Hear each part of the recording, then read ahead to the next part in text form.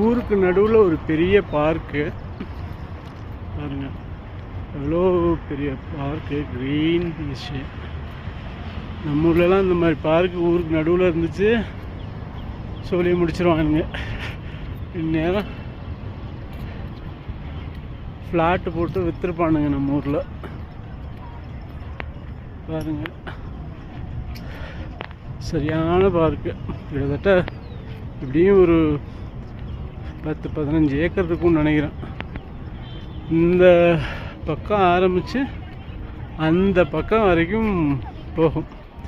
எவ்வளோ க்ரீனிஷாக இருக்குன்னு பாருங்கள். மெயின்டைன் பண்ணுறாங்க பார்க்க. இது ஊருக்கு நடுவில் இருக்குது, அதுதான் ஹைலைட்டு.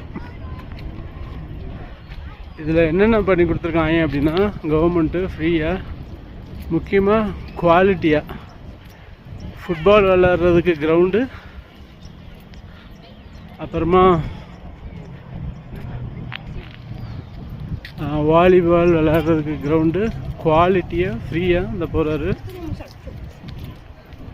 இந்த மேட்டு, இந்த காஸ்ட்லி மேட்டு சொல்லுவாங்கள்ல, அந்த மேட்டு போட்டு பண்ணி கொடுத்துருக்கானுங்க. பாருங்க, பார்த்தீங்களா? இதுதான் அந்த நான் சொன்ன மேட்டு. எவ்வளோ குவாலிட்டியாக பண்ணியிருப்பாங்க.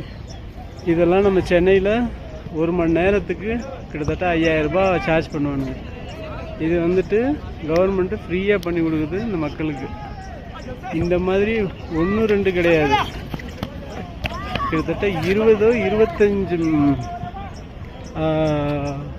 கிரவுண்டு இந்த மாதிரி பண்ணி கொடுத்துருக்கானுங்க. பாருங்க, விளாட்றானுங்க. மக்களோட ஹெல்த்தில் எவ்வளோ முக்கியத்துவம் கொடுக்குறானுங்க பாருங்கள்.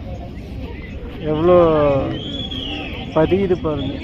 மெயின்டெனன்ஸ் பண்ணியிருக்காங்க, அதான் முக்கியம். இது மாதிரி சும்மா ஒரு தடவை போட்டு கொடுத்துட்டா அவ்வளோதான் கிடையாது. அந்த குமிச்சு வச்சுருக்காங்க பாருங்கள். அந்த மெயின்டெனன்ஸ் பண்ணி இது புதுசாக ரீப்ளேஸ் பண்ணியிருக்காங்க இந்த மேட்டை. நம்ம ஊர்லனா ஒரு தடவை போட்டாங்கன்னா அவ்வளோதான். கிட்டத்தட்ட 150-200 வருஷம் ஆனாலும் மாற்ற மாட்டானுங்க. அதுலேயும் அதை 150 வருஷம் வரைக்கும் இருக்காது.